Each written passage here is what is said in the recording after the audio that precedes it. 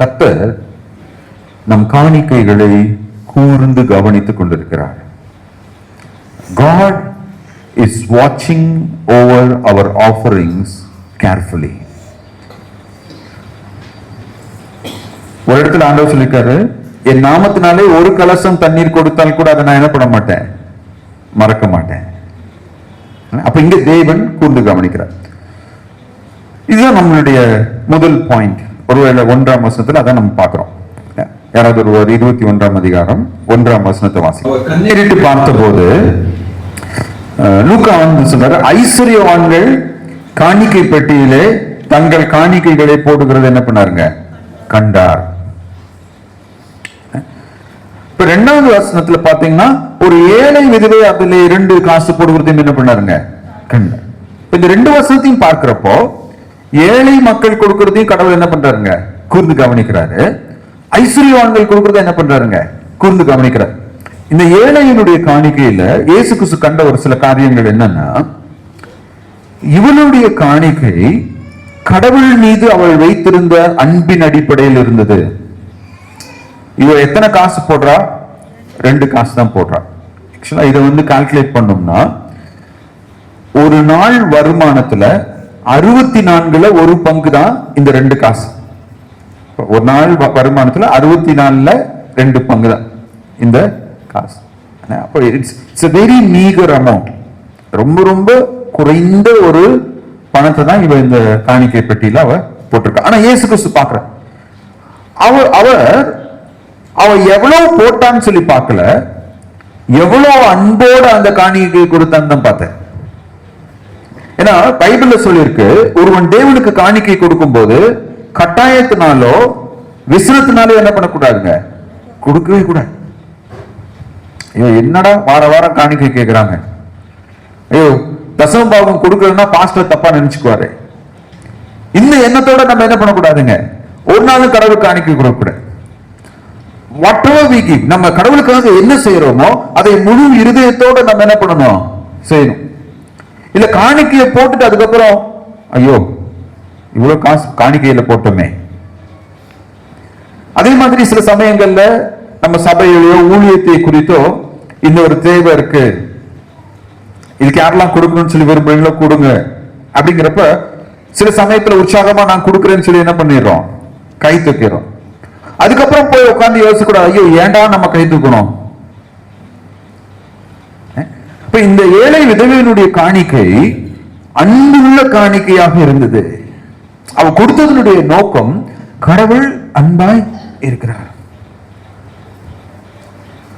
நம்ம கலாச்சாரத்துல ஒரு மிகப்பெரிய ஒரு பிரச்சனை என்னன்னா, நானே இதை பல முறை பார்த்தேன், நம்ம யாராவது ஒருத்தருக்கு அன்போட ஒரு பொருள் என்ன பண்ணுவோம், வாங்கி கொடுப்போம் இல்லைங்களா.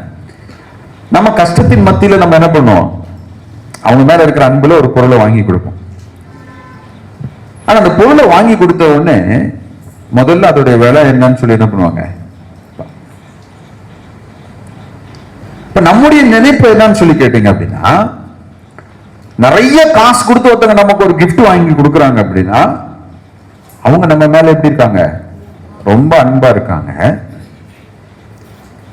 ஆனா கொஞ்சம் காசு தான் நமக்காக ஒருத்தவங்க செலவழிச்சாங்கன்னா அவங்க நம்ம மேல எப்படி இருக்கிறாங்க, அன்பு. ஒரு முறை நாங்க அமெரிக்கா போன போது ஒரு போதகர்களுக்கெல்லாம் ஒரு சட்டை வாங்கிட்டு வரணும் அப்படின்னு சொல்லிட்டு ஜோஸ்டனுடைய கசின் பிரதர் அவர்கிட்ட சொன்னோம், இந்த மாதிரி நாங்க கொஞ்சம் சட்டை வாங்கணும்னு விரும்புறோம், எங்களை ஒரு கடைக்கு நீங்க கூட்டிட்டு, ஏன்னா அங்க கார் இல்லைன்னா எங்கேயும் வெளியில போக முடியாது, கூட்டிட்டு போங்க அப்படின்னு சொல்லி கேட்ட போது அவரு எங்களை ஒரு கடை கூட்டிட்டு போறப்போ, கார் ஓட்டிட்டே போறப்போ சொன்னாரு, நீங்க இந்தியாவுக்கு போறப்ப சட்டை வாங்கிட்டு போனோம்னா முதல்ல மேட் இன் வேர்ன்னு பார்த்தா நீங்க வாங்கணும், எந்த இடத்துல அது உற்பத்தியா இருக்கு. இதை நான் ஏன் சொல்றேன் அப்படின்னா, அவர் வந்து என்ன பண்ணிருக்காரு, அவங்களுடைய ரிலேட்டிவ் மாமாவுக்கு யாரோ ஒருத்தருக்கு ஒரு சட்டை வாங்கியிருக்காரு. அந்த சட்டை வந்து பார்த்தீங்கன்னா கிட்டத்தட்ட $100 செலவழிச்சு அந்த சட்டை வாங்கியிருக்காரு. ரொம்ப விலை உயர்ந்த ஒரு சட்டை, அருமையான காட்டன் துணி. சட்டையெல்லாம் வாங்கிட்டு வந்து சந்தோஷமா இவர் என்ன பண்ணிருக்காரு, அவங்க ரிலேட்டிவ் கொடுத்து, உங்களுக்காக நான் இதை அமெரிக்கால இருந்து வாங்கிட்டு வந்தேன் அப்படின்னு உடனே அவங்க மாமா அந்த சட்டையை ஓபன் பண்ணி ஃபர்ஸ்ட் காலர்ல போய் எங்கதான் அது பார்த்தா மேட் இன் இந்தியான்னு இருந்து உடனே அந்த சட்டையை தூக்கி எரிஞ்சுட்டு அவர் என்ன சொன்னாரா, ஏன்னா கேரளால இருந்து வாங்கிட்டு வந்துட்டு அமெரிக்கால இருந்து வாங்கிட்டு வந்து, அப்ப இவருக்கு ரொம்ப காயம். என்ன காயம்னா, இவரே $100 சட்டை வாங்கி போட்டது கிடையாது. ஆனா அவர் மேல இருக்கிற அன்புல அவ்வளவு காசு செலவு பண்ணி அந்த சட்டையை வாங்கிட்டு வந்தா தூக்கி. அப்போ நீங்க மேட் இன் பங்களாதேஷ், பாகிஸ்தான், இந்தியான்னு இருக்கிற எதையுமே நீங்க என்ன பண்ணக்கூடாது இந்தியாவுக்கு. ஆனா பிரச்சனை என்னன்னா, அங்க இருக்கிற நிறைய நல்ல காட்டன் சட்டைகள் துணிகள் எல்லாமே இந்த 3 தேசத்துல இருந்து போறது. ஏன்னா அமெரிக்காவில் அவங்க வந்து அதிகமா தயாரிக்க மாட்டாங்க. இப்ப நிறைய நேரத்துல ஒரு நபர் நமக்கு ஒரு கிஃப்ட், நமக்கு ஒரு உதவி செய்யும் போது அவங்க எவ்வளவு அன்பா செய்யறாங்க அப்படின்னு சொல்லி நம்ம என்ன பண்றது கிடையாதுங்க, பார்க்கறது கிடையாது. அவங்க எவ்வளவு கொடுக்கறாங்க. இப்ப இந்த உலகம் பணத்தின் அடிப்படையில தான் உறவுகளவே என்ன பண்ணுதுங்க. அப்பா அம்மாவுக்கு நிறைய சொத்து இருந்தா அப்பா அம்மா கிட்ட ரொம்ப அன்பா இருக்கிறது. என்னன்னா அன்பா இருக்கிற போல என்ன பண்ணுதுங்க, ஏன்னா அப்பதான் அவங்க செத்ததுக்கு அப்புறம் அதெல்லாம் நமக்கு என்ன பண்ணும், கிடைக்கும். இதுவே பேரண்ட்ஸ் ஒண்ணுமே இல்லை அப்படின்னா அவங்க நம்ம என்ன பண்றது கிடையாதுங்க, நிச்சயமா நம்ம பார்க்கலாம். இப்ப நிறைய நேரத்துல மனிதர்களாகிய நம்ம திருச்சபையிலையும் இதையே செய்யறோம். என்ன செய்யறோம் அப்படின்னா, நான் சில டைம் கேட்டிருக்கேன், நம்ம சர்ச்சில் இல்லை, பட் பொதுவாக நிறைய டைம் பாஸ்டர்ஸ் மீட்டிங்லாம் போறப்போ, ஒரு முறை ஒரு போதகர் கூட்டத்தில் ஒரு ஏழை விசுவாசி சர்ச்சில் ஒரு கேள்வி கேட்டிருக்காரு. அப்ப அந்த போதகர், நம்ம பாஸ்டர்ஸ் கிடையாது, ஏன்னா உடனே ஒரு சிலர் போன் பண்ணி பாஸ்டர்ஸ் மீட்டிங் எப்படி நடந்ததுங்களா பாஸ்டர், ஒசூர்ல நடந்த ஒரு கதை. அந்த போதகர் வந்து என்ன சொல்றாருன்னா, அவன் கொடுக்கிற காணிக்கைக்கு இப்படி கேள்வி கேட்கறதுக்கு அவனுக்கு என்ன உரிமை இருக்கு. திருச்சபையிலும் நம்ம என்ன பண்ணலாங்க, இந்த மென்டாலிட்டி நம்ம எப்படி பார்த்துக்கலாம், அவங்க எல்லாம் என்ன கொடுக்க போறாங்க, அவங்களுக்கு என்ன உரிமை இருக்கு. எனக்கு பிரியமானவர்களே, தேவனுடைய ராஜ்யம் என்பது, கடவுளுடைய திருச்சபை என்பது முற்றிலும் வித்தியாசமானது. அதனால நம்ம ஒரு பாட்டு பாடுறோம், இயேசுவின் குடும்பம் ஒன்று உண்டு, அங்க உயர்வும் இல்லை தாழ்வும் இல்லை, ஏழை இல்லை பணக்காரன் இல்லை என்று நம்ம பாடுகின்றோம்.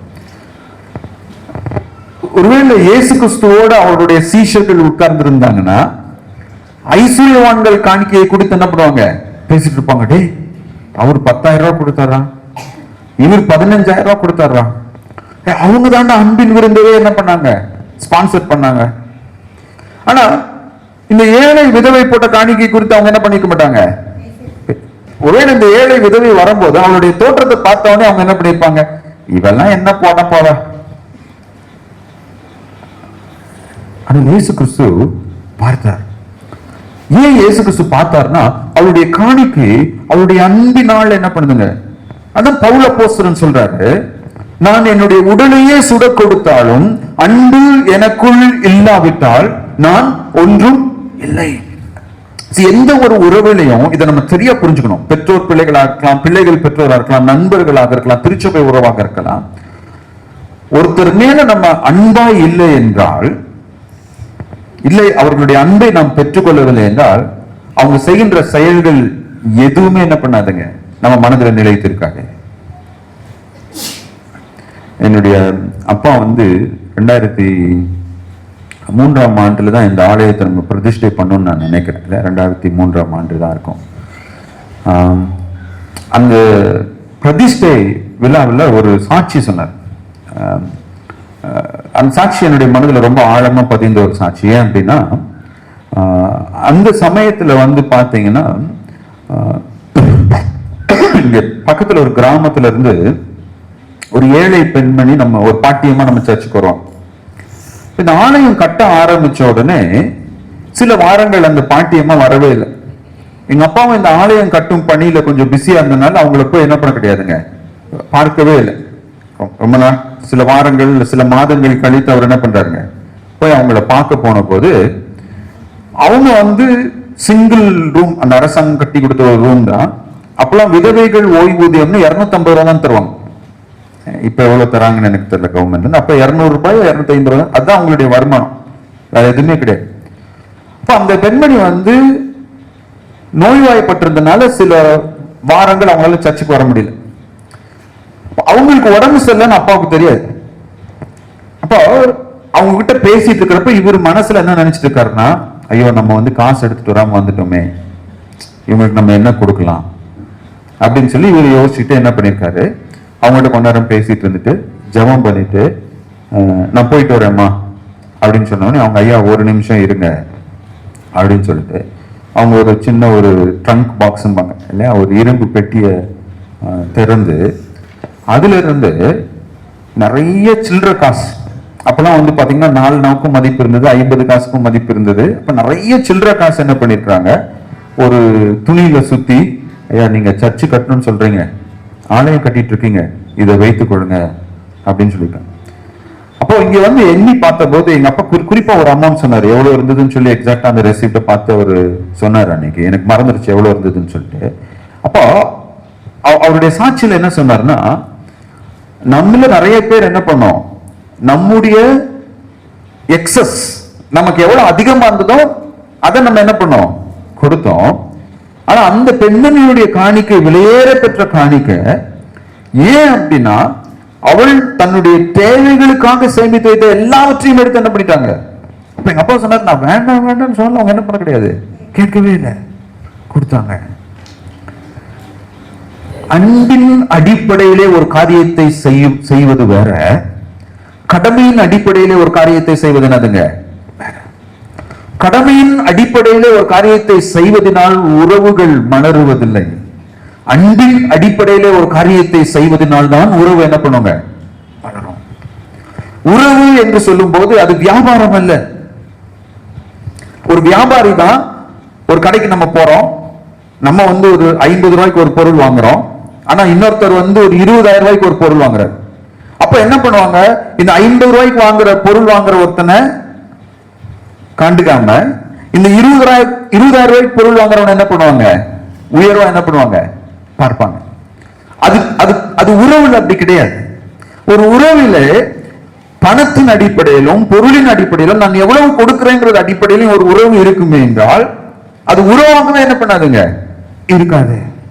கடவுள் முதலாவது நாம் அவருக்கு காணிக்கை கொடுப்பதாக இருக்கலாம், நாம் அவருக்கு ஊழியம் செய்வதாக இருக்கலாம், நாம் எதை செய்தாலும் அன்போடு செய்கிறோமா என்று என்ன பண்றாங்க பார்க்கிறார்.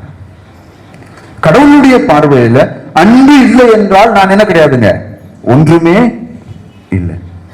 மனித உறவுகள்லையும் இந்த சேம், மனித உறவுகள்லையும் அதுதான் ரொம்ப ரொம்ப முக்கியம். அன்பு தான் என்னதுங்க முக்கியம். அன்பு இல்லை அப்படின்னா வேற எதுவுமே அர்த்தம் இல்லாம என்ன பண்ணிடும் போயிடும். நம்முடைய காணிக்கைகளை அவர் கவனிக்கிறார். நாம் எப்படி அப்ப அன்போடு அவர் என்ன பண்றாங்க கொடுக்கிறார். இன்னொன்னு, இந்த ஏழை விதவை கொடுத்த 2 காசு இயேசு கிறிஸ்துவை ஏன் கவர்ந்தது அப்படின்னு சொல்லி நம்ம பார்க்கிறப்போ, இந்த காணிக்கை அவளுடைய சூழ்நிலைகளின் அடிப்படையில் கொடுக்கப்படவில்லை, மாறாக அவளுடைய இருதயத்தின் அடிப்படையில் கொடுக்கப்பட்டது. This offering was not given on the base of her circumstances, but based on her heart. இப்போ சில சமயம் என்ன ஆகும்னா, திருச்சபையிலும் சரி பொதுவான காரியத்திலும் சரி, we become intimidated about our offerings. நம்முடைய காணிக்கைகளை குறித்து நாம் வெட்கப்பட்டு போகின்றோம். ஏன் வெட்கப்பட்டு போறோம் அப்படின்னா, அவங்க எல்லாம் இவ்வளவு கொடுக்கறாங்க, நான் இவ்வளவுதான் கொடுக்கிறேன். சில சமயங்களில் நம்ம என்ன பண்ண கொடுங்க வெட்கப்பட்டு போகிறோம். ஐயோ எல்லாம் ஆயிரங்கள்ல கொடுக்கறாங்க, என்னால இந்த 1 ரூபாய் தான் ஒவ்வொரு வாரமும் கடவுள் கொடுக்க முடியுது. நாளைக்கு முன்னாடி ஒரு திரைப்படம் பார்த்து கொண்டிருந்த போது அதுல ஒரு பெரிய பணக்கார கல்யாணம், அவருடைய சொந்தக்காரர் ஒருத்தர் என்ன பண்ணுவாருன்னா ஒரு சின்ன கிஃப்ட் பாக்ஸ் என்ன பண்ணுவாருங்க அவருக்கு வாங்கி கையில எடுத்துட்டு வருவார். அந்த திருமண விழாவில் அந்த சொந்தக்காரர் வந்து உட்கார்ந்து இருப்பாரு, எல்லாரும் வந்திருப்பாங்க. அப்ப அவர் பெரிய பணக்காரர் இருக்கனால வந்தவங்க எல்லாம் பெரிய பெரிய கிஃப்ட் பாக்ஸ் என்ன பண்ணுவாங்க கொண்டு வந்திருப்பாங்க. அதெல்லாம் கொண்டு போய் மேடையில் என்ன பண்ணிட்டே இருப்பாங்க, கொடுத்துட்டே இருப்பாங்க. அதெல்லாம் பார்த்த உடனே இவருடைய கிஃப்ட் பாக்ஸ் என்ன பண்ணுவாருங்க, எடுத்து பார்த்துட்டு, ஐயோ இதையா போய் நம்ம அங்க கொடுக்கறது அப்படின்னு சொல்லிட்டு அவர் என்ன பண்ணுவாருங்க, அந்த கிஃப்ட் எடுத்துட்டு திரும்ப அந்த விழாவை விட்டு வெளியில போயிடுவார். சில சமயங்களில் திருச்சபையில இது நடக்கலாம். எப்படி நடக்கலாம்னா, ஐயோ அவங்க எல்லாம் அவ்வளவு கொடுக்குறாங்களே, நான் போய் இதுல என்ன கொடுக்க முடியும்? ஆனால் கடவுளுக்கு அது பிரச்சனையே இல்லை. கடவுள் ஏன் இந்த விதவையின் காணிக்கையினால கவரப்பட்டார் என்றால், அவள் தன்னை சுற்றி இருக்கிற ஐஸ்வர்யவான்கள் திரளான காணிக்கை கொடுத்த போது கவலைப்படல. ஏன்னா இந்த எருசலேம் நகரத்தில் இருக்கிற தேவாலயத்துல 13 காணிக்கைகள் பெட்டி இருக்குமா, 13 ஆஃபரிங் பாக்ஸ். இந்த காணிக்கை பெட்டி ஒவ்வொன்றும் காப்பர், செம்புல, காப்பர் செம்பினால் செய்யப்பட்ட காணிக்கை பெட்டிகள். இப்ப நீங்க செம்புனால காணிக்கை ஒரு இரும்பு பாத்திரத்தை நம்ம வச்சோம்னா, இந்த காணிக்கை பையில நம்ம காசு போட்டாலும் என்ன பண்ணாதுங்க தெரியாது, ரூபா நோட்டு போட்டாலும் தெரியாது. இதுவே இங்க ஒரு இரும்பு பாத்திரத்தை வச்சிருந்தோம்னா காசு போட்டா சத்தம் கேட்காது, மன்னிக்கும், ரூபாய் நோட்டு போட்டா சத்தம் கேட்காது, ஆனா காசு போட்டா என்ன பண்ணுங்க, சத்தம் கேட்கும். அப்ப மத்தவங்க எல்லாம் எவ்வளவு காணிக்க போடுறாங்கிறது இந்த விதவைக்கு என்ன பண்ணுங்க தெரிந்திருக்கும். ஏன்னா அந்த காப்பர் பாட்டத்துல போய் அதை அடிக்கிறப்ப சத்தம் கேட்கும். அப்ப இவள் பிறர் எவ்வளவு கொடுக்கறாங்க குறித்து என்ன பண்ணலங்க, கவலையே படல. இவள் கடவுள் மீது அன்புள்ளவளாக இருந்தால், இவள் மனப்பூர்வமாக கடவுளுக்கு இவ்வளவு என்ன பண்ண முடியுங்க, கொடுக்க முடியும். அதை தயங்காமல் கொண்டு வந்து அவ என்ன பண்ணாங்க, கொடுத்தா. She gave it without any hesitation. அப்ப தேவன் நாம் அவருக்கு காணிக்கை கொடுக்கும் போது நம்முடைய அன்பை அவர் பார்க்கிறாரு, நம்முடைய இருதயத்தை அவர் என்ன பண்றாருங்க பார்க்கின்றார். அதனாலதான் நீங்க பாருங்களேன், தாவீது ராஜாவை அபிஷேகம் பண்றதுக்கு சாமுவேல் வந்த போது அடுத்த ராஜா யாருப்பா அப்படிங்கிறப்போ அவன தாவீது ராஜாவுடைய அப்பா அவர் என்ன பண்றாரு, மூத்த மகன் தான் இருப்பான், இளைய மகன் தான் இருப்பான், ரெண்டாவது பையன் தான் இருப்பான், மூணாவது. தாவீதை ஏங்க அவர் கூப்பிடவே இல்லை. சாமுவேல் அவருக்கு நினைவுபடுத்தணும், ஏப்பா உனக்கு இன்னொரு பையன் இருக்கானா? ஆமாங்க இன்னொரு பையன் இருக்கான். அவன் என்ன பண்ணிட்டு இருக்கான்? இப்ப நம்ம தமிழ் மொழியில சொல்லணும்னா, அவனெல்லாம் கடவுள் ராஜாவா தெரிஞ்சிருப்பாருங்களா, அவன் ஆடு மேய்க்கிறதுக்குன்னு என்னதுங்க. இப்ப சாமுவேலிடம் சொல்றாரு, நீ அவனை கூட்டிட்டு வா அப்படின்னு. உடனே தேவன் தான் ஏன் தாவீதை ஏற்றுக்கொண்டார் என்று சொல்றார். அதுக்கான காரணத்தை சொல்றார். என்ன காரணம் யாருக்கு தெரியும்? சண்டே ஸ்கூல் பிள்ளைங்களுக்கு தெரியுமா? மனுஷன் வெளி தோற்றத்தை, முகத்தை என்ன பண்றாங்க பார்க்கிறான், கடவுளை எதை பார்க்கிறாங்க, இருதயத்தை பார்க்கிறான். அப்போ மனிதர்கள் நான் எவ்வளவு காணிக்க போடுறேங்கிறத என்ன பண்றாங்க பார்க்கிறாங்க. நான் எவ்வளவு காணிக்க போடுறேங்கிற அடிப்படையில் என்ன பண்றாங்க நடத்துறாங்க சபையில. ஆனால் கடவுள் எதை பார்க்கிறாருங்க, நான் எவ்வளவு போடுறேன்னு என்னுடைய கையை என்ன பண்ண கிடையாதுங்க பார்க்க கிடையாது, என் இருதயத்தை பார்க்கிறார். என்னுடைய இருதயத்தை பார்க்கும் தேவன் நான் மனப்பூர்வமாய் கொடுக்கின்ற சிறு தொகையும் அவருக்கு எப்படி இருக்குதுங்க, பெருசா இருக்கு. It is very big. ஆனால் நான் கை நிறைய காணிக்கை போட்டும் என்னுடைய இருதயம் அழுக்காக இருக்குமே என்றால், நான் போட்ட காணிக்கை அவருக்கு எப்படி தோணுதுங்க, அற்பமாய் தோன்றுகிறது. He does not count it. ஏன்னா ஏசாயா 1ஆம் அதிகாரத்தில் அதை நம்ம வாசிக்கிறோம். உங்களுடைய காணிக்கைகளை நான் என்ன பண்றேன், வெறுக்கிறேன், அருவருக்கிறேன். ஏன் நான் உங்களுடைய காணிக்கைகளை அருவருக்கிறேன்? ஏனென்றால் உங்களுடைய இருதயம் எனக்கு முன்பதாக உண்மையா இல்லை. இயேசு கிறிஸ்து நம்முடைய காணிக்கைகளை பார்த்து கொண்டிருக்கிறார். சரிங்க, அவர் பார்த்துட்டு இருந்தா மட்டும் பிரச்சனை இல்லை. அடுத்து என்ன, ரெண்டாவதா நம்ம பார்க்கிறது, அவர் நம்முடைய காணிக்கைகளை மதிப்பிடுகிறார். He evaluates our offerings. அவர் நம்முடைய காணிக்கைகளை என்ன பண்றாருங்க, மதிப்பிடுகிறார். இயேசு கிறிஸ்து அழைக்கிறார். He calls his disciples. அவங்களை கூப்பிட்டு பாரு, இத்தனை பேர் காணிக்க போட்டாங்க, இவங்க எல்லாரை விட இந்த பெண்மணி என்ன பண்ணா அதிகம். அப்ப உடனடியா இப்ப பேதுருனா என்ன கேட்டுப்பாரு, எவ்வளவு போட்டா, எவ்வளவு போட்டா. இயேசு சொல்றாரு எவ்வளவு போட்டாங்க, ஏன்னா பைபிள்ல அதை என்ன பண்ணிருக்குங்க, ரெண்டு காசு போட்டான். சீசருடைய ரியாக்ஷன் என்னவா இருக்கும் நீங்க நினைக்கிறீங்க? எக்ஸாக்டா பேதுரு ஏசப்பட்ட சொல்லணும்னா கூட இந்த ஆளுக்கு வேற வேலை இல்லைன்னு இதை போய் சொல்லிட்டு இருக்காரு, வாங்கப்பா நம்ம போய் வேற ஏதாச்சும் பார்ப்போம். It should have been. என்ன நடந்தது நமக்கு என்ன பண்ணாதுங்க. இயேசு கிறிஸ்து நம்முடைய காணிக்கைகளை மட்டுமல்ல, நம்முடைய வாழ்க்கையையும் மதிப்பிடுகிறவராக இருக்கிறார். நம்முடைய ஊழியர்களையும் அவர் என்ன பண்றாங்க, he evaluates our life. ராஜாக்களுடைய புஸ்தகங்களை நம்ம வாசிப்போம், இந்த ராஜா இதை பண்ணா அதை பண்ணா எல்லாமே இருக்கும். ஆனா கடைசியா கடவுள் ஒரு மதிப்பீடு கொடுத்திருப்பார். என்ன மதிப்பீடு? இவன் என் பார்வைக்கு பிரியமானதை செய்தான், இவன் என் பார்வைக்கு பொல்லாப்பானதை செய்தான். கடைசியா நம்மள அந்த காஃபின் பாக்ஸ்ல கொண்டு இங்க வைப்பாங்க பாத்தீங்களா, அப்ப இங்க சாட்சி சொல்றவங்க என்ன சொல்லுவாங்க, ஓ இவரு பாஸ்டர் மனோவப்பா, இவர் ஒவ்வொரு வாரமும் எங்களுக்கு என்ன பண்ணாரு, பிரசங்கம் பண்ணாரு, இல்லையா ஓசூர்ல இருந்து நாமக்கலுக்கு என்ன பண்ணாருங்க வந்தாரு, இதெல்லாம் நீங்க சொல்லிட்டு இருப்பீங்க. ஆனா ஆண்டவர் ஒரே ஒரு ஸ்டேட்மெண்ட் தான் சொல்லுவார். அது என்ன ஸ்டேட்மெண்ட்?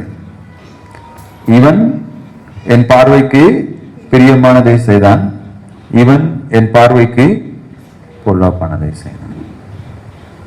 அவ்வளவுதான் அவருடைய மதிப்பீடு. பவுலும் சொல்றாரு, நல்லது உண்மையும் உத்தமும் உள்ள ஊழியக்காரனே என்ற சத்தத்தை கேட்பதற்காக தான் நான் என்ன பண்றேன், வாழ்ந்து கொண்டிருக்கிறேன். இப்ப நம்மை குறித்து மனிதர்கள் என்ன வேணாலும் என்ன பண்ணலாங்க சொல்லலாம், இட் டசன்ட் மேட்டர்.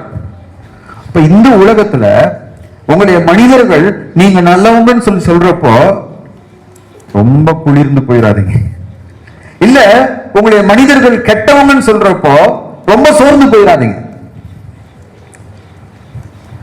கடவுள் நம்ம எப்படி பார்க்கிறார் என்பது என்னதுங்க முக்கியம். அது நம்முடைய நற்சாட்சி அவசியம். நம்மை குறித்து எல்லா மனிதரும் நற்சாட்சி கொடுப்பது அவசியம். ஆனால் பிற மனிதர் நம்மை குறித்து என்ன சொல்கிறார் என்பதன் அடிப்படையிலே நாம் யார் என்று நம்மை நாம் நிதானித்துக் கொள்ளக்கூடாது. ஏன்னா வேதப்பாரர்கள் எல்லாம் நல்லவங்கன்னு தான் எல்லாரும் என்ன பண்ணாங்க அந்த நாட்கள்ல சொன்னாங்க. இயேசு கிறிஸ்து கெட்டவர்னு சொல்லி சிலுவையில் என்ன பண்ணாங்க அறிந்தாங்க. ஆகையினால இயேசு கிறிஸ்து கெட்டவரா மாறி போக கிடையாது, இந்த வேதப்பாரர்கள் நல்லவர்களாக என்ன பண்ண கிடையாதுங்க மாற கிடையாது. இவன் குற்றவாளி, இவனை சிலுவையில் அறையும் என்று சொல்லி இயேசு கிறிஸ்துவை சிலுவையில் அறைந்த போதும் அவர் எதற்காக சிலுவையில் அறையுண்டா? உங்களுடைய பாவங்களையும் என்னுடைய பாவங்களையும் சுமப்பதற்காக பாவமற்ற கிறிஸ்து சிலுவையிலே தன்னை ஒப்பு கொடுத்தார். இப்ப நம்முடைய பிரச்சனை என்னன்னா, நிறைய நேரத்துல நம்ம மனைவி நம்மளை பத்தி என்ன சொல்றாங்க, நம்ம கணவன் நம்மளை பத்தி என்ன சொல்றாங்க, பாஸ்டர் அந்த என்னைய முட்டாள்னு சொல்லிட்டாரு பாஸ்டர். உங்க கணவர் உங்களை பார்த்து முட்டாள்னு சொல்றதுனால நீங்க முட்டாளா என்ன பண்ண போது கிடையாதுங்க, ஆக போது கிடையாது. சில சமயம் அவரு முட்டாளா இருக்கனால உங்களே முட்டாள்னு என்ன பண்ணலாம் நினைச்சுக்கலாம். இப்போ பிறர் நம்மை குறித்து என்ன சொல்கிறார்களோ அது மதிப்பீடு கிடையாது. கடவுள் என்னை குறித்து என்ன சொல்றாரு அதுதான் என்னதுங்க மதிப்பீடு. இப்போ ஆண்டவர் இந்த காணிக்கைகளை பார்த்திருக்கிறார். இப்போ இந்த ஐஸ்வர்யவான்களுடைய காணிக்கை குறித்து இயேசு சொல்றப்ப என்ன சொல்றாரு, அவர்கள் தங்களுடைய தாராளத்திலிருந்து ஒரு பகுதி என்ன பண்ணாங்க கொடுத்தாங்க. இயேசு கிறிஸ்து இந்த பணக்காரனுடைய காணிக்கை குறித்து என்ன சொல்றாரு தெரியுமா, they gave the left over. இப்போ தமிழ்ல தங்கள் பரிபூரணத்திலிருந்து கொடுத்தார்கள் சொல்லி என்ன பண்ணிருக்கு சொல்லிருக்கு. அதை இன்னொரு விதத்துல மொழிபெயர்க்கலாம். எப்படி மொழிபெயர்க்கலாம்னா, மிச்சம் மீதியை கடவுளுக்கு கொடுத்தாங்க, லெஃப்ட் ஓவர். இப்ப நிறைய கணவன்மாருக்கு இருக்கிற ஒரு பிரச்சனை என்ன அப்படின்னா, இந்த ஃப்ரிட்ஜ் வந்ததுல இருந்து நீங்க நேத்து வச்ச சாம்பார் தான் இன்னைக்கு என்ன பண்றாங்க கொடுக்குறாங்க. அதுல ஒரு முறை என்னுடைய மனைவி எல்லாம் ஒரு கவுன்சிலிங் ஒரு கிளாஸ்க்கு போயிருந்தாங்க. இப்போ அந்த கிளாஸ் டீச் பண்ணவங்க என்ன சொல்லியிருக்காங்க அப்படின்னா, நீங்க ஏன் டெய்லி சமைக்கிறீங்க, என்ன பண்ணுங்க வாரத்துல ஒரு நாள் சமைச்சு எல்லாத்தையும் ஃப்ரிட்ஜில் வச்சிருங்க, வாரம் ஃபுல்லா அதை சூடு பண்ணி கொடுங்க, அதை சாப்பிட்டா போதும், டெய்லி சமைச்சு சாப்பாடு உங்க குடும்பத்துக்கு கொடுக்குது கடவுள் உங்களை படை. இதுதான் அந்த அம்மா சொன்ன பல கவுன்சிலிங்ல இது. அவங்க மற்றதெல்லாம் என்ன சொன்னாங்கன்னு தெரியல. இதுதான் என் மனைவி என்கிட்ட வந்து சொன்னா. இன்னைக்கு வந்து என்ன சொன்னாங்க தெரியுமா? இவங்க, நீங்க இந்த கிளாஸ்க்கு போக சொன்னீங்க, எனக்கு இதுதான் கத்து கொடுத்தாங்க. இப்போ இந்த பழைய சாதத்தையோ ரசத்தையோ சாம்பாரையோ ஃப்ரிட்ஜில் வச்சு சூடு பண்ணி கொடுத்தா ஏன் பிடிக்கிறது இல்லை?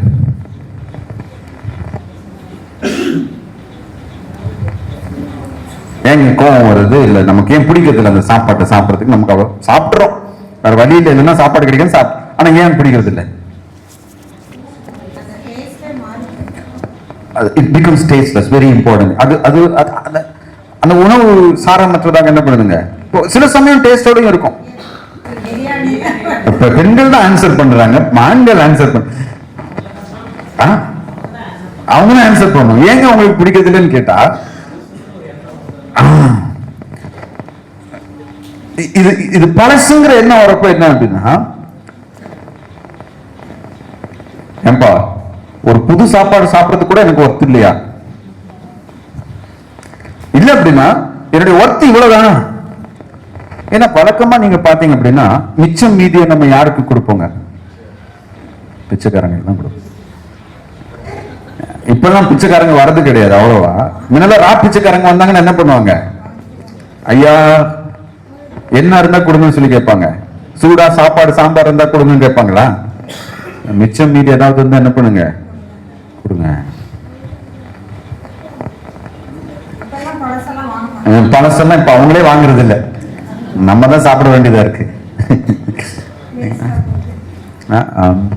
நான் கோயம்புத்தூர் பைபிள் காலேஜில் படிச்சுட்டு இருந்தப்போ ஒரு பஸ் ஸ்டாப், வீரபாண்டியில் ஒரு பஸ் ஸ்டாப் இருக்கும். அந்த பஸ் ஸ்டாப்ல வந்து ஒருத்தர் பிச்சை எடுப்பாரப்ப, நான் சொல்றது 97, 98, 99 அந்த டைம்ல. அப்ப வந்து காசு யாராச்சும் பிச்சை போட்டாங்கன்னா, ₹1 கம்மியா பிச்சை போட்டாங்கன்னா திரும்ப கொடுத்துருவாரு. ஏன்னா அப்ப ₹1 மதிப்பு இருந்தது.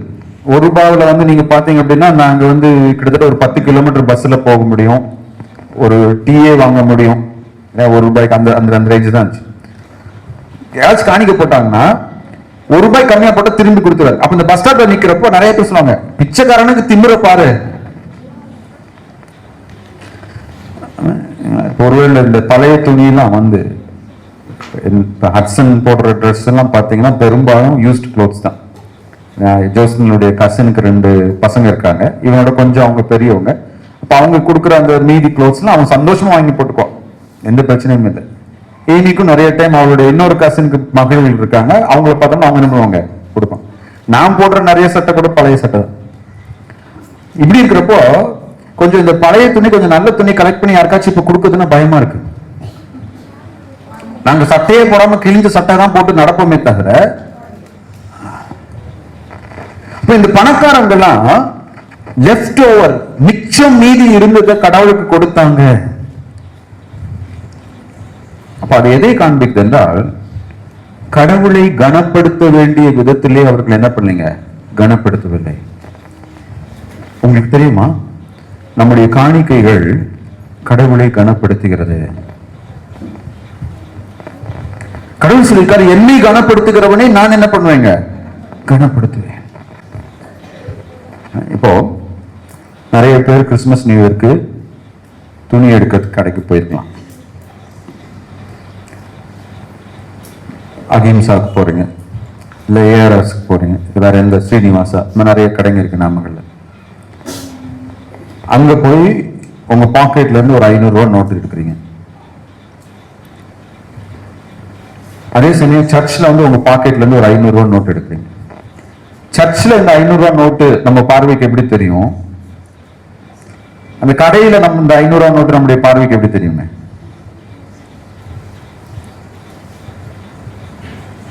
கடையில போய் இந்த ₹500 நோட்டு எடுக்கிறப்ப அது எப்படி தெரியுதுங்க?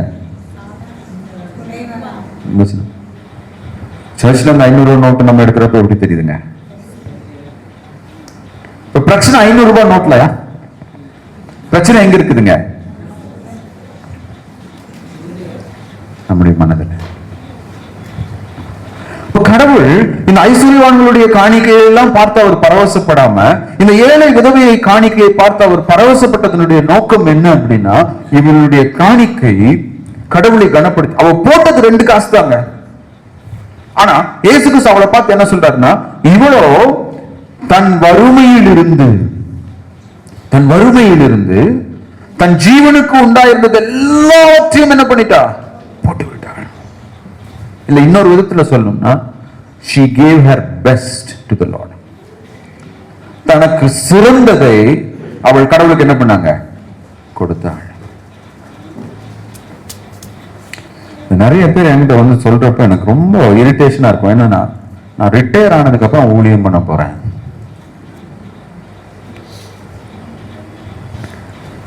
அது ஏன் எனக்கு இரிட்டேஷனா இருக்கும்னா, ரிட்டையர் ஆனதுக்கு ஊழியம் பண்றது கூட பரவாயில்ல, அது ஒரு பெரிய தியாகமா என்ன பண்ணுவாங்க. அகைன் நம்ம சர்ச்சில் கூட நிறைய பேர் ரிட்டையர் ஆயிட்டு சும்மா இருக்கீங்க. சும்மா இருக்க கூடாது, நீங்க ஏதாவது ஊழியம் பண்ணணும். கண்டிப்பா உங்களை டிஸ்கரேஜ் பண்றதுக்காக சொல்லு.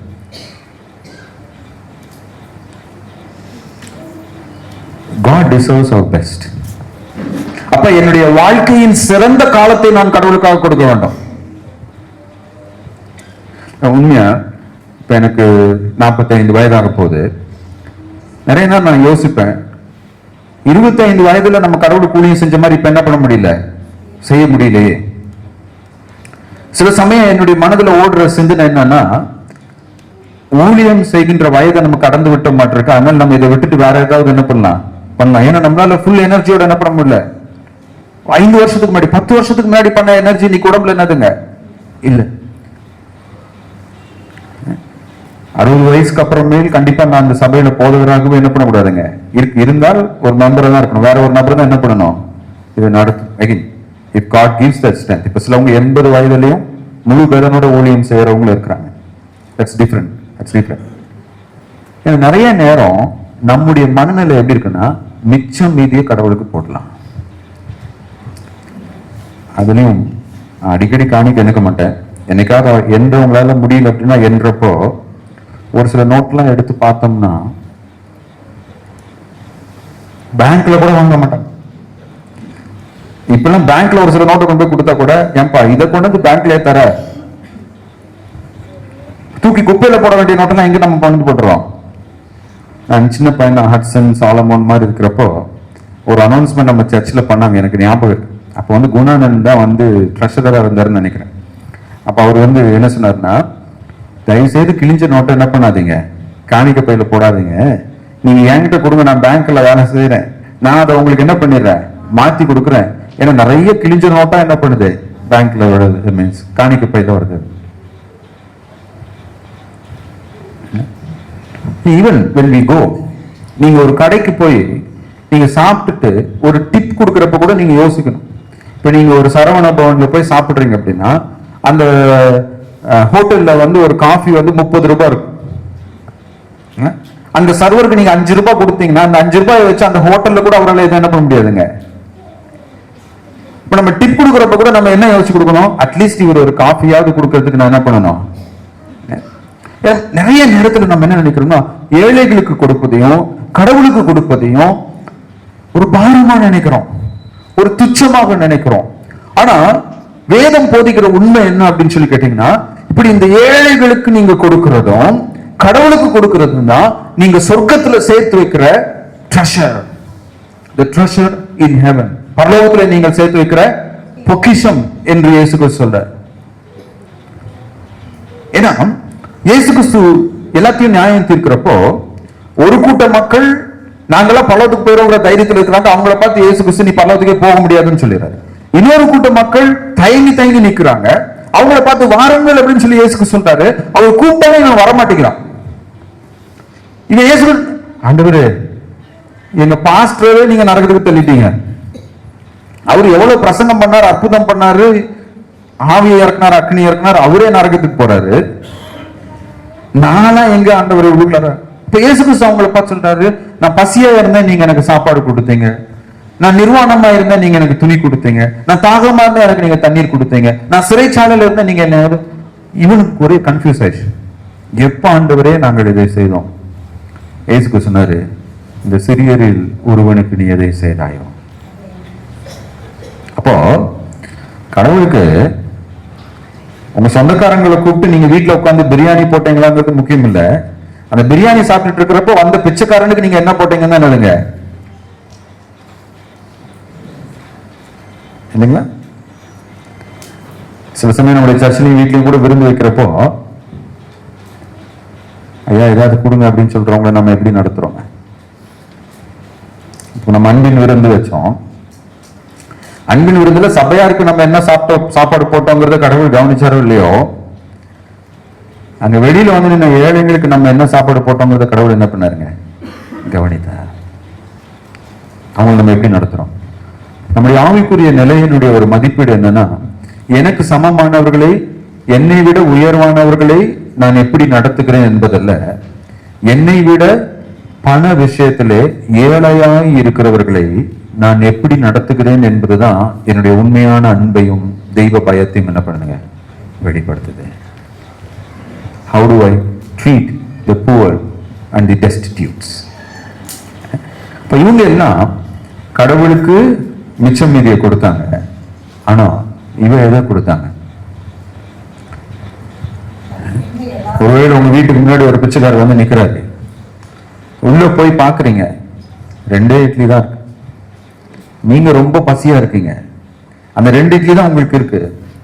ஆனா அந்த 2 இட்லியை எடுத்து அந்த பிச்சைக்காரருக்கு நம்ம கொடுத்தோம்னா அதுதாங்க இந்த ஏழை விதவையினுடைய காணிக்கை. அவன் இன்னைக்கு ஆலயத்துக்கு போகணும்னு நினைச்சிருப்பா. அந்த ஆலயத்துக்கு போறப்போ ஐயோ கடவுளுக்கு ஏதாவது கொடுக்கணும்னு நினைச்சிருப்பா. என் வீட்டுல ஒண்ணுமே இல்லையே, ஐ டோன்ட் ஹேவ் எனிதிங், இந்த 2 காசு தான் இருக்கு, இதை நான் கடவுள் கொண்டு போய் என்ன பண்றேன்? ஆகையினால்தான் இயேசு கிறிஸ்து அவளுடைய காணிக்கையை குறித்து வியந்தார். ஒருவேளை இன்றைக்கு நம்முடைய காணிக்கைகளை குறித்து கிறிஸ்துவின் மதிப்பீடு எப்படி இருக்கும்? நம்முடைய வாழ்க்கையை குறித்து கிறிஸ்துவின் மதிப்பீடு எப்படி இருக்கும்? 3வதும் கடைசியுமாக, கடவுள் நம்முடைய காணிக்கைகளை பார்க்கிறவர் மட்டுமல்ல, அதை மதிப்பிடுகிறவர் மட்டுமல்ல, கடவுள் நம்முடைய காணிக்கைகளை குறித்து பரவசப்படுகிறவராய் இருக்கிறார். Jesus Christ is excited about our giving. நம்முடைய காணிக்கைகளை குறித்து இயேசு கிறிஸ்து பரவசப்படுகிறவராக இருக்கிறார்.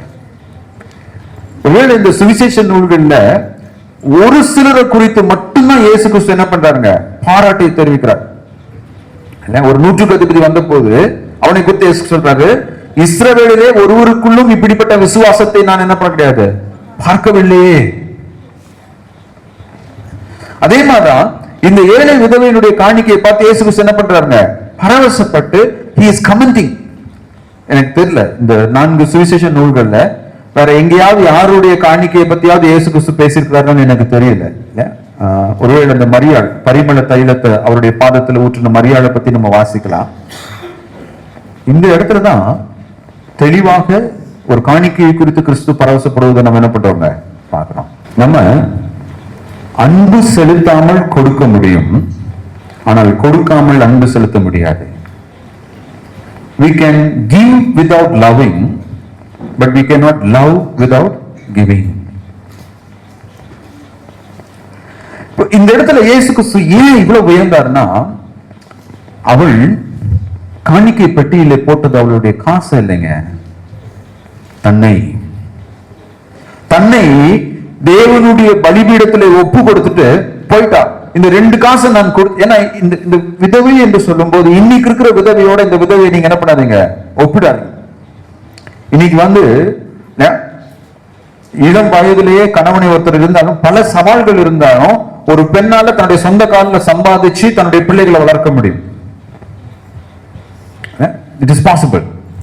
ஆனால் அந்த நாட்களிலே ஒரு விதவைன்னா வேலைக்கு போக முடியாது, அவளுக்கு வருமானம் கிடையாது, வீட்டுக்குள்ள என்ன பண்ணணுங்க, முடங்கி இருக்க வேண்டும். அப்ப இந்த 2 காசு அவட்ட இருக்குன்னா இந்த 2 காசு அவளுக்கு என்னதுங்க, இட்ஸ் பிரஷியஸ் மணி. அப்ப அதை அவள் கொண்டு அங்க போட்டானா அவள் தன்னையே தேவனுக்கு ஜீவ பலி அங்க என்ன பண்ணிட்டாங்க, ஒப்பு கொடுத்து விட்டு போய்விட்டாள். இப்ப தேவன் முதலாவது நம்ம இடத்துல எதை எதிர்பார்க்கிறார்? நம்முடைய அன்பை. 2வது நம்முடைய இருதயத்தை. 3வதாக நம்மை. அதனால நம்ம பாடுறோம், என்னை ஜீவ பலியாய் ஒப்புவித்தேன் ஏற்றுக்கொள்ளும் இயேசுவே. இப்ப டி மார்னிங் ஐயா வந்து நாமக்கல்ல வந்து ஊழியம் பண்ணார் அப்படின்னா, தன்னுடைய சொத்து சுகங்கள் எல்லாத்தையும் அங்க விட்டுட்டு வந்தார் அப்படின்னா, அவர் தன்னையே ஜீவ பலியாய் அர்ப்பணித்தார். That's what ministry is. That's what life is. அதுதான் ஊழியம், அதுதான் அழைப்பு. யெகோவா ஈரே, கர்த்தர் என் தேவைகள் எல்லாவற்றையும் சந்திப்பார். அதினதின் காலத்துல அவர் என்ன பண்ணுவாருங்க? நம்ம நினைச்சிட்டு இருக்கோம் நம்மளுடைய சம்பளம் தான் நம்மளை காப்பாத்துதுன்னு சொல்லி. இல்லைங்க, கடவுள் தான் நம்மளை காப்பாத்துறாரு. நம்ம சம்பாதிக்கிறதுக்கு நம்முடைய உடம்புல தெம்ப கொடுக்கிறவர் யாருங்க? கடவுள். நம்ம சம்பாதித்த காசை அனுபவிக்க கிருபை கொடுக்கிறவர் யாருங்க? கடவுள். ரீசெண்டா நான் இந்த பினான்சியல் நியூஸை பத்தி வாசித்து கொண்டிருந்த போது எல்ஐசி, பிஎஃப், மற்ற பிரைவேட் இன்சூரன்ஸ்ல எல்லாம் காசை வந்து சேவ் பண்ணிட்டு அதை பெற்றுக்கொள்ளாமல் நிறைய பேர் இருக்காங்க. எத்தனையோ கோடி வந்து பேங்க் டெபாசிட்ஸ்ல இருக்கு, லைஃப் இன்சூரன்ஸ்ல இருக்கு, பிஎஃப்ல இருக்கு. அதை பெற்றுக்கொள், ஏன்னா அவங்க செத்துட்டாங்க. தயவுசெய்து கொஞ்சம் இந்த 50-60 வயசுக்கு மேல இருக்கிறவங்களுக்கு நான் என்ன சொல்றேன் அப்படின்னா, நீங்க எங்கெங்க என்ன சேர்த்து வச்சிருக்கீங்கன்னு உங்க பிள்ளைகள்கிட்ட யார்ட்டையாவது நம்பிக்கையான ஆட்களை சொல்லி வைங்க. நிறைய பேர் செத்து போனதுக்காக அவங்க அப்பா அம்மாவுக்கு என்ன சொத்து இருக்குதுன்னு அவங்களுக்கு, ஏன்னா நிறைய பேருக்கு பயம், சொல்லிட்டா எங்கடா நம்மளை கொண்டுட்டு எல்லாத்தையும் எடுத்துக்குவாங்களோ அப்படின்னு. இப்ப நீங்க நினைச்சு பாருங்களேன், எத்தனை கோடி பணம் விரயமாக இருக்கு. கவர்மெண்டே சொல்றாங்க இதெல்லாம் யாருமே என்ன பண்றது கிடையாது. ஆஃப்டர் சம் டைம் அதை என்ன பண்ணிடுவாங்க, பப்ளிக் ஃபண்ட்ல மூவ் பண்ணிடுவாங்க அவங்க. எனக்கு பிரியமானவர்களே, இந்த பெண்மணி எவ்வளவு கொடுத்தாங்கிறது முக்கியம் இல்லை, எவ்வளவு தனக்காக வைத்துக் கொண்டாள் என்பதுதான் முக்கியம். இப்ப நம்ம கடவுளுக்கு எவ்வளவு கொடுக்கிறோங்கிறது, நான் எவ்வளவு கொடுக்கிறேன், நான் கடவுள் மேல எவ்வளவு அன்பா இருக்கிறேங்கிறத எப்படி மெஷர் பண்ணோம் அப்படின்னா, நான் எவ்வளவு கொடுக்கிறேங்கிறத வச்சு மெஷர் பண்ணக்கூடாது, எனக்கு நான் எவ்வளவு எடுத்துக்கிறேன். ஏன்னா இப்ப எனக்கு மாதம் மாதம் கையில சேலரி கிடைக்குது அப்படின்னா அந்த பணம் எல்லாம் யாருடையதுங்க? கர்த்தருடையது. அதுல எவ்வளவு நான் கடவுளுக்கு கொடுக்கிறேன், எவ்வளவு நான், இப்போ உதாரணமா நம்ம எடுத்துக்கணும், ஆண்டவர் சொல்லிக்காரு உன்னுடைய தசம பாகங்கள் என்ன பண்ண கொடுச்சு. இப்போ பொதுவா நம்முடைய சபைகளை தசம பாகங்கிறது நம்ம ஒரு 10% நம்ம என்ன பண்றோம் சொல்றோம். இப்போ 10% நம்ம சொல்றப்போ 90% நான் எனக்காக என்ன பண்ணலாம், வைத்துக் கொள்ளலாம். வெறும் 10% நான் என்ன பண்றேன், கடவுளுக்கு நான் கொடுக்கிறேன். ஆனா என்ன, அந்த 10% நான் கொடுக்க முடியாது அப்படிங்கிறப்போ இன்னைக்கு நம்மளே நிறைய பேரு நாம் கொடுக்க வேண்டிய காணிக்கையை கூட ஏன் கடவுளுக்கு கொடுக்கிறது இல்லை அப்படின்னா, நாம் நம்முடைய பணத்தை செலவு செய்ய வேண்டிய விதத்துல செலவு செய்யறது இல்லை. நான் பைபிள் காலேஜில் படிச்சப்போ பினான்ஸ் கிளாஸ் ஒரு ஐயா எடுத்தார், டேனியல் வர்கீஸ்னு ஒரு ஐயா, ரொம்ப ஞானமான ஒரு மனுஷன். அவரு சொன்ன முதல் காரியம் பினான்ஸை பத்தி சொன்னது, உனக்கு இல்லாத பணத்தை செலவு செய்யாத, உனக்கு இல்லாத பணத்தை நீ செலவு செய்யாத. இந்த உலகத்தில் இருக்கிற இன்னைக்கு நிறைய பினான்ஸ்காரங்க சொல்ற அட்வைஸ் என்னன்னா, ஒருத்தன் பற்றாக்குறையில இருக்கிறான், வறுமையில இருக்கிறான், ஏழ்மையில இருக்கிறான்னா நிறைய நேரம் அதற்கான காரணம் அவங்க எவ்வளவு சம்பாதிக்கிறாங்கிறது இல்ல, அவங்க எவ்வளவு செலவு பண்றாங்கிறது தான் இருக்கு. It is not in how much they make, but it is on how much they spend. எவ்வளவு செலவு பண்றாங்கிறது தான் இருக்கு. இன்னைக்கு நம்மள நிறைய பேர் கடவுளுக்கு கொடுக்க வேண்டியதை நம்மால ஏன் கொடுக்க முடியவில்லை என்றால், நம்ம செலவு செய்ய வேண்டாத இடத்துல என்ன பண்ணிட்டு இருக்கிறோம். எனக்கு 10 சட்டை இருக்கு, ஆனா நான் கிறிஸ்துமஸ்க்கு ஒரு 5 சட்டையை வாங்கி அடுக்கி வச்சுக்கிறேன். எனக்கு 10 சட்டை இருக்குதுங்க. ஒரு முறை நான் கலாமிஸோட பழைய நினைவுகள் இல்லை, இந்த பிரசனத்தை பண்றப்ப கடவுள் கொண்டு வர்றாரு, ஏன் கொண்டு வரான்னு தெரியல. அவங்க வீட்டுக்கு போயிருந்தப்ப அவங்க அப்பா ஞானப்பிரகாசம் ஐயா இருந்தார். எங்க அப்பா கூட தான் நான் போயிருந்தேன், நாங்க குடும்பமா போயிருந்தோமான்னு எனக்கு தெரியாது. அப்போ அவரு அந்த கிறிஸ்துமஸ் சமயத்துல எங்க அப்பாட்ட என்ன சொன்னார் அப்படின்னா, ஐயா இந்த வருஷம் நான் கிறிஸ்துமஸ்க்கு துணி எடுக்க போறது இல்லைங்க. இப்ப எங்க அப்பா கேட்ட, ஏன் நீங்க எடுக்க போறது இல்லை அப்படின்னு சொல்லி கேட்ட உடனே அவர் சொன்னா, என்கிட்ட இவ்வளவு அவர் சஃபாரி தான் போடுவார்னு நினைக்கிறேன். அவர் அந்த எண்ணிக்கையை சொல்லி, என்கிட்ட இவ்வளவு சஃபாரி இருக்குங்கய்யா, நான் அதுல சிறந்ததை நான் என்ன பண்றேன் போட்டுட்டு அந்த காணிக்கையை ஊழியத்துக்கு நான் கொடுக்க போறேன்.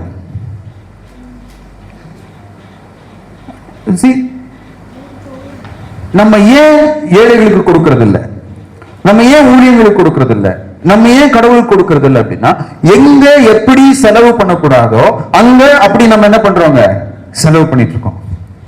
அதே போல எங்க எதுக்கு கடன் வாங்கக்கூடாதோ அங்க கடன் வாங்கி கடன் சுமையை நம்ம தலைமையில என்ன பண்ணிட்டு இருக்கோங்க. சம்பளம் வாங்குறப்பவே நம்ம மனசுல என்ன கருக்குன்னு இருக்குன்னா, இவனுக்கு எவ்வளவு தரணும், அவனுக்கு எவ்வளவு தரணும், இந்த லோனுக்கு எவ்வளவு தரணும், அந்த லோனுக்கு எவ்வளவு தரணும். எனக்கு பிரியமானவர்களே, பணத்தை சம்பாதிப்பதில் மட்டுமல்ல, செலவு செய்வதிலும் நாம் எப்படி இருக்கணுங்க, ஆவிக்குரிய பிரகாரமாக முதிர்ந்தவர்களாக இருக்க வேண்டும். இதோட நான் முடிக்கிற நேரம் அதிகமாச்சு. அன்னை தெரசா அவர்கள் இறந்த போது தி வீக் என்ற வார பத்திரிகையிலே அவர்களை குறித்து வந்த ஒரு சாட்சி என்னன்னு சொல்லி கேட்டீங்கன்னா, நோபல் பரிசு பெற்ற, உலக பிரசித்தி பெற்ற இந்த பெண்மணியினுடைய உடைமைகளின் விவரம், the details of the Nobel Prize winner.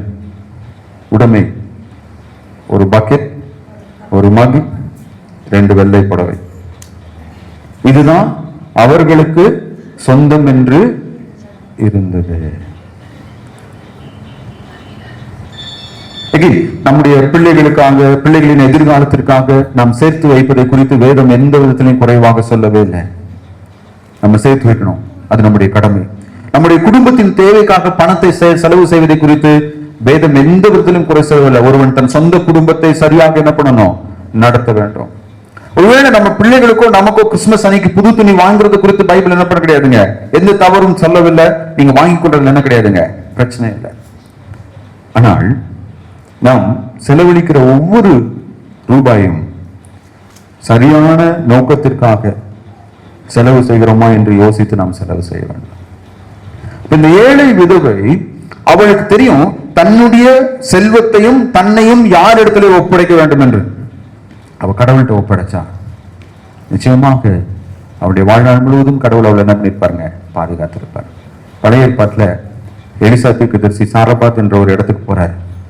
அங்க ஒரு விதவையின் வீட்டுக்கு கடவுள் அனுப்புறாரு. அந்த விதவையின் வீட்டுல அவ போறப்போ எலிசா கேட்கிறாரு, எனக்கு 2 அப்பத்தை கொடுங்க.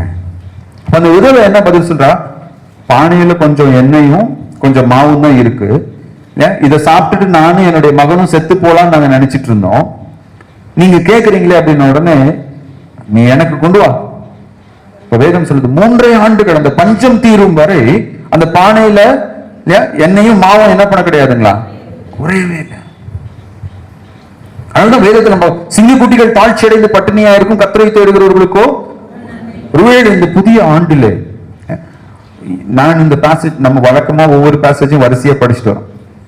இந்த லூக்கா 21 நான் இந்த முதல் வாரத்துல பிரசங்கம் பண்ணணும் நான் திட்டமிடவும். இந்த பிரசங்கத்தை ஆயத்தம் பண்றப்ப முதல்ல எனக்கு என்ன தோணுச்சுன்னா, முதல் வாரமே காணிக்கையை பத்தி தான் பேசணுமா? ஏன்னா பாஸ்டர்ஸ்க்கு வந்து காணிக்கையை பத்தி பேசுறது ரொம்ப கஷ்டமான ஒரு வேலை. ஆனா இந்த பேசேஜ் தான் கடவுள் என்ன பண்ணாருங்க, கொடுத்தார்.